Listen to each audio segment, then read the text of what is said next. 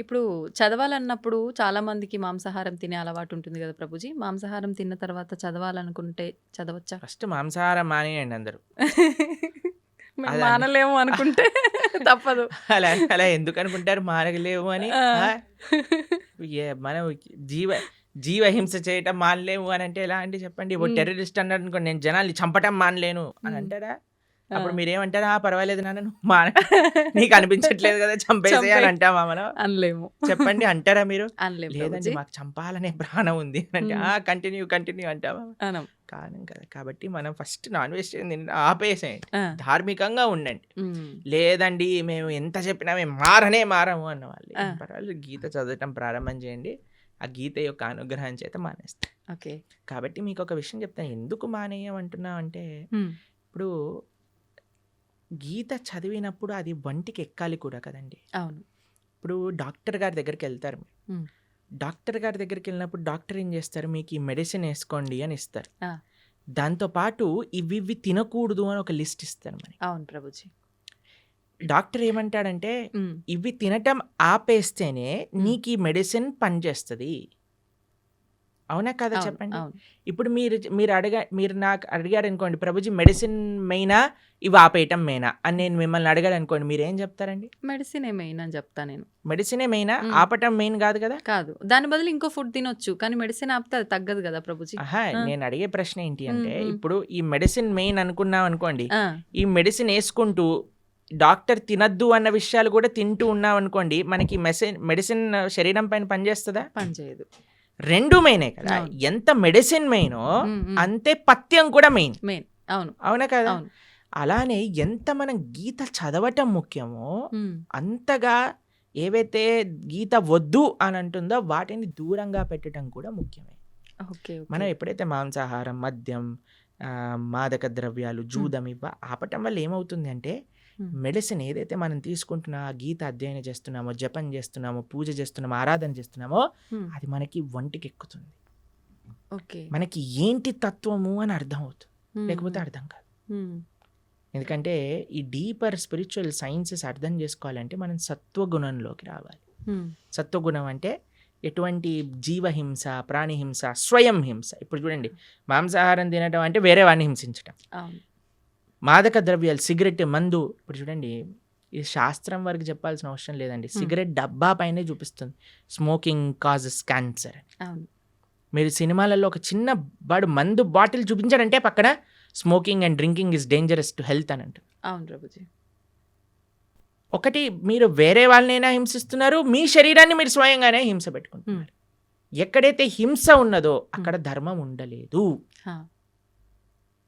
మొన్న మేము ఒక విషయంలో చెప్తున్నాం అనమాట. హిందూ అంటే అర్థమే హ్మ్. హింసకి ఎంతో దూరంగా ఉండేవాడే హిందువు. హ్మ్. అది హిందువు యొక్క అర్థం. ఓకే. ఓకే. కాబట్టి మాంసాహారం తిని గీత చదవచ్చా అని హ్మ్. అంటే ఫస్ట్ మాంసాహారం బంజేయండి. హ్మ్. ఇప్పుడు ధనుర్మాసం వస్తుంది. తర్వాత కొత్త సంవత్సరం వస్తుంది. ఒక ఆ! సంకల్పం తీసుకోండి. సర్లే ఎవరైనా అంటారండి మేము తినకపోతే చచ్చిపోతామని? అలాంటి వాళ్ళు ఎవరైనా ఉంటారా అండి? లేదు. లేదు గదా! లేదు. అదేమి నేనిప్పుడు ఊపిరి పీల్చుకుపోతే చచ్చిపోతాను అని అంటే ఓకే. పర్వాలేదయ్యా ఊపిరి పీల్చుకో అని చెప్తా. అవును. నీళ్ళు తాగకపోతే చచ్చిపోతాము. సరే పర్వాలేదు అది కూడా ఒప్పుకుంటా. నేను వేరే ప్రాణిని చంపి తినకపోతే చచ్చిపోతాను అనేవాడు ఉంటాడా అండి ఎవరైనా? లేదు. లేరు ఉండరు. కదా! ఉండరు. హ్మ్. కాబట్టి అది నీ ప్రాణం పైకి రావట్లేదు. హ్మ్. కాబట్టి వేరే వాళ్ళ ప్రాణం తీయకు. హ్మ్. హ్మ్. కాబట్టి ఓకే. మనం ఒక సంకల్పం తీసుకుందాం. హ్మ్. మంచిగా ధార్మికంగా ఉండడానికి ప్రయత్నం చేద్దాం.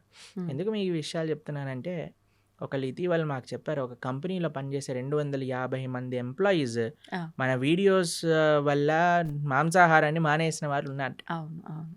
కాబట్టి అందుకోసమే మనం మళ్ళీ చెప్తున్నాం. ఎందుకంటే జనాలకి పాపం తెలీదు. ఇప్పుడు ఉండే ప్రవచనకర్తలు కూడా ఎలా తయారయ్యారంటే, ఏం తిన్నా పర్వాలేదు, మీరేం చేసినా అంతే. పర్వాలేదు, అన్నీ వీటికి వాటికి సంబంధం లేదు. అది ఇది అంటున్నారు. అవును. కానీ అలాంటి వాళ్ళున్నప్పుడు మనకి ధర్మం ఏంటో తెలిసినప్పుడు మనం కరెక్ట్‌గా చెప్పాలి గదా! అది హ్మ్. మన హ్మ్. కర్తవ్యం కదండీ! అవును ప్రభుజీ. కాబట్టి అందుకోసం చెప్తున్నాను. హ్మ్. హ్మ్. కాబట్టి మంచిగా ధార్మికంగా ఉండండి.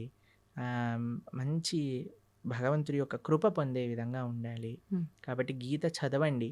గీత చదివిన విషయాలు ఎప్పుడైతే మనం అర్థం చేసుకుంటామో అప్పుడు మన చెడు అలవాట్లన్నీ కూడా ఒకదాని తర్వాత ఒకటి పోతాయి. దాంట్లో ఎటువంటి సందేహం లేదు. ప్రభుజీ, ఇప్పుడు ఆహార నియమాలు అయితే పాటించాలి ఆధ్యాత్మికంగా మనం ఉన్నప్పుడు, మన ధర్మ ప్రకారంగా శాస్త్రంలో ఏం చెప్పబడిందో అని అన్నారు.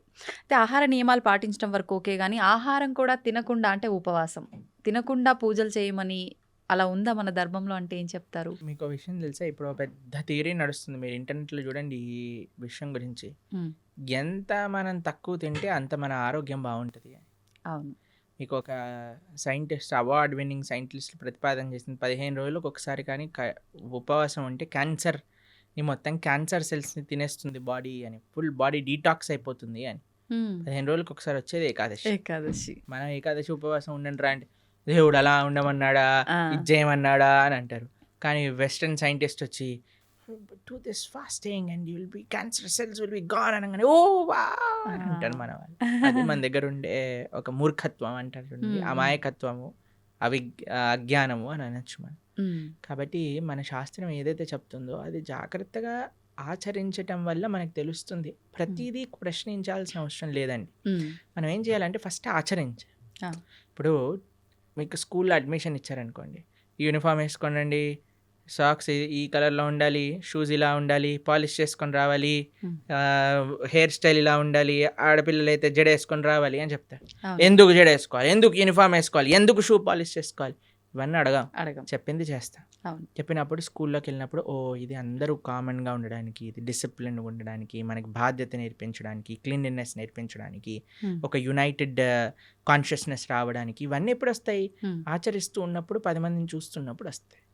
కానీ మన లోపల ఏమైపోయింది, ఫస్ట్ ఏం చేయాలన్నా సరే ప్రశ్నించడం ప్రారంభం చేసాం. ఇది చేయండి రా, ఎందుకు చేయాలి, ఇది చేస్తేనే దేవుడు కరుణిస్తాడా, ఇది చేస్తేనే ఇది అవుతుందా, లేకపోతే అవ్వదా? ప్రతిదానికి ఆన్సర్ ఉంటుందండి. కానీ ఎవరికి చెప్తాము? ఎవరైతే వినయంగా ఆచరిస్తున్నారో అటువంటి వారికి చెప్పచ్చు. మూర్ఖంగా వాదించే వాడికి చెప్పలేము. కాబట్టి ఉపవాసం ఎందుకోసము, ఇలా వ్రతం ఎందుకోసము, లేదా ఒక పూజా విధానం ఎందుకోసము అని అంటే అది మనల్ని భగవంతుడి దగ్గరికి తీసుకెళ్తుంది. భగవత్ ప్రీత్యర్థం, మన ఆరోగ్యం బాగుండటం, ఇవన్నీ సెకండరీ. కొన్ని నియమాలు శాస్త్రములు చెప్పాయి, ఈరోజు ఇలా ఉండండి, ఈరోజు ఇలా ఉండండి అని. మన పెద్దలు చెప్పిన మాట, పెద్దల మాట పెరగన్న మూట అంటాం కదండి. పెద్దలు చెప్పిన మాటే పెరగన్న మూట అంటే శాస్త్రం చెప్పిన మాట ఇంకెంత మంచిది చెప్పాలి. కాబట్టి ఆచరించడం ప్రధానం. ఒకసారి ఆచరించడం ప్రారంభం చేస్తే మనకి ఎవరిని అర్థకాకుండా తెలిసిపోతుంది ఎందుకు చేయమన్నారు, ఏంటి ఆ బెనిఫిట్స్ మనమే చూస్తాం. ఇప్పుడు ఒక ఆహార నియమాన్ని చెప్పామనుకోండి, దాన్ని ఆచరిస్తూ ఉన్నప్పుడు కన్సిస్టెంట్గా మనకు తెలుస్తుంది, అరే మన జీవితం ఎలా మారింది, మన క్లారిటీ ఆఫ్ మైండ్, థాట్, మన జీవన శైలి, మనం మాట్లాడే విధానం, మన ఆలోచనలు, మన స్ట్రెస్, మన డిప్రెషన్, మన యాంగర్, అవన్నీ ఎట్లా తగ్గుతుంది. లేదు నాకు ప్రూవ్ చేయి తర్వాత మానేస్తానంటే ఎలా చెప్పండి? కాదు కదా. ఇప్పుడు నువ్వు ఇప్పుడు ఇంజనీరింగ్ కాలేజ్లో ఒకటి జాయిన్ అవుతున్నాడు, నాకు జాబ్ ఇస్తేనే నేను జాయిన్ అవుతా అంటాడా? నువ్వు జాయిన్ అవ్వు, నువ్వు చదువు, అప్పుడు నీకు జాబ్ వస్తుంది, అంతే కదా. ఫస్ట్ నాకు ప్లేస్మెంట్ ఇవ్వు తర్వాత జాయిన్ అవుతానంటే ఎలా అండి? ఫస్ట్ నువ్వు జాయిన్ అవ్వు, ప్రాసెస్ని ఫాలో అవ్వు, అప్పుడు మొత్తం క్లియర్గా వస్తుంది. అయితే ప్రభుజీ, నాదొక చిన్న డౌట్, అంటే ఇలా ఆలోచించడానికి కారణం ఇది అయి ఉంటుందేమో అని. కొన్ని అంటే ఇప్పుడు సైంటిఫిక్గా ప్రూవ్ చేసిన తర్వాత మీరు చెప్పినట్టుగా నమ్ముతున్నారు అంటే అది మనకి ఎప్పుడో ఉంది శాస్త్రాల్లో. కానీ మన శాస్త్రాలు, పురాణాల విషయానికి వస్తే కొన్ని వేల లక్షల సంవత్సరాల క్రింద నుంచి ఉన్నవి అని చెప్తారు. కానీ అంటే ప్రతిదానికి కూడా ఒక నిర్దిష్టమైన అంటే ఇది టైము, ఇప్పుడు రచించారు, లేకపోతే ఇప్పుడు రాశారు, ఇప్పటి నుంచి ఉంది అని నిర్దిష్టమైన ఒక సమయం లేదు. అందుకని చెప్పి ఎలా నిర్దిష్టమైన సమయం ఉంటుందండి? ఎందుకంటే దానికి నిర్దిష్టమైన సమయమే లేదు, అనాదిగా వస్తుంది. భగవంతుడు ఉన్నప్పటి నుంచి జ్ఞానం ఉన్నది. భగవంతుడు బ్రహ్మకు ఉపదేశం చేశారు వేదాలు. ఎప్పుడని ఎలా చెప్తాం? ఆది అని అంటాం. అవును, ఆదికి టైం ఇన్ఫినిటీకి ఎప్పుడు అయిపోతుంది? ఇన్ఫినిటీ చెప్పండి అంటే ఎలా అంటాం? చెప్పలేం. అలానే ఒక స్టార్టింగ్ పాయింట్ అంటూ లేదండి. కొన్ని విషయాలకు చెప్పచ్చు. భగవద్గీత 5000 సంవత్సరాలు అయింది, ఎందుకంటే కృష్ణుడు ఆవిర్భావం అప్పుడైంది. కృష్ణుడు 125 సంవత్సరాలు ఉన్నప్పుడు అర్జునుడికి భగవద్గీత ఉపదేశం చేశారు. ద్వాపర యుగం అయిపోయింది, కలియుగం స్టార్ట్ అయిపోయింది. కాబట్టి సుమారుగా ఇన్ని సంవత్సరాలు. ఇప్పుడు కృష్ణుడు పుట్టినరోజు ఏదైతే కృష్ణాష్టమి చేసుకుంటారో అప్పుడు రాస్తారు 5000 ఇన్నో సంవత్సర జన్మాష్టమి అని. కొన్ని నిర్దేశాలు ఉంది, కానీ అపౌరుషేయమైన వేదములకు ఎలా చెప్తాను చెప్పండి. వ్యాసుల వారు 5000 సంవత్సరాల క్రితం వేద విభజనను చేశారు. అన్ని ఎంతో పైలప్గా ఉన్న వేదాలన్నింటినీ 4 కేటగిరీస్‌గా చేసి చక్కగా ఈజీగా అండర్‌స్టాండ్ అయ్యే విధంగా మనకు అందించారు. హ్మ్. కాబట్టి దానికొక లెక్కుంది. ఓకే. కాబట్టి అన్నిటిని అందుకే ఇందాకన్నట్టుగా హ్మ్.